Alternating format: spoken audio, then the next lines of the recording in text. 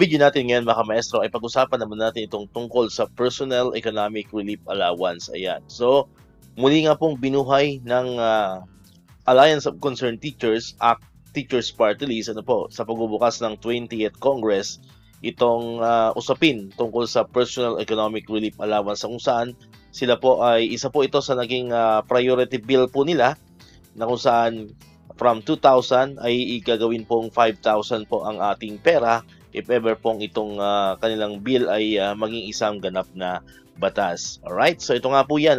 So, mayroon po silang 10 priority bills. Ayan, at kung makakita po ninyo, ito po ay galing mismo, credits po sa official Facebook page ng ACT Teacher Party List.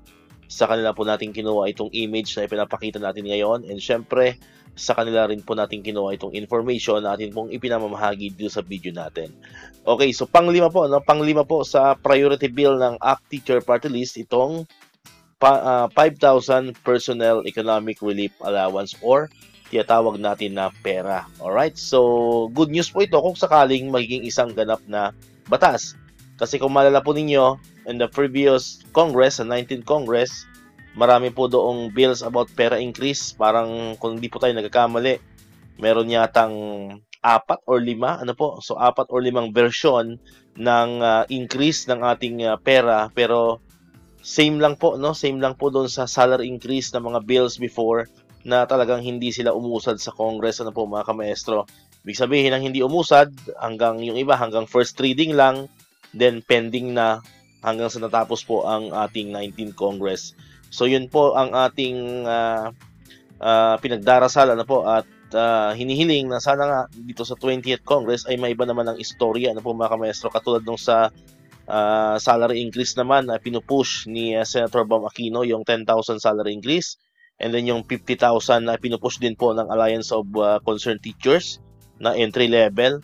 So ganun din po, sana para pareho na po sila ng kapalaran itong 5,000 Personal Economic Relief Allowance.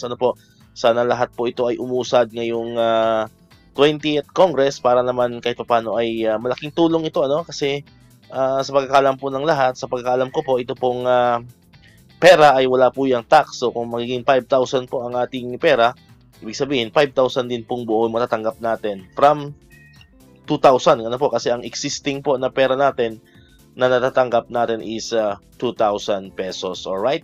So yun po, antabayanan po ang magiging development nitong bill na ito. So antabayan po natin yan, susubaybayan po natin yan.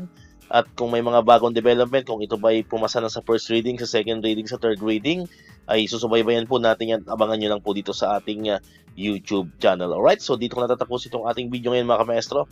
Kung di ka pa nakakapag-subscribe, click mo na ang subscribe button dyan, para ikaw yung unang nakapanood ng mga videos na ina-upload natin. Katulad ito, yung mga updates pa rin about sa mga allowances ng mga teachers and government employees. And syempre, click mo na rin ang notification bell button para ma-notify ka, always update ka pag may mga bago tayong uploaded na videos. So muli, maraming salamat sa inyong panonood at pakikinig. Once again, El Maestro, see you on my next vlog. Bye-bye!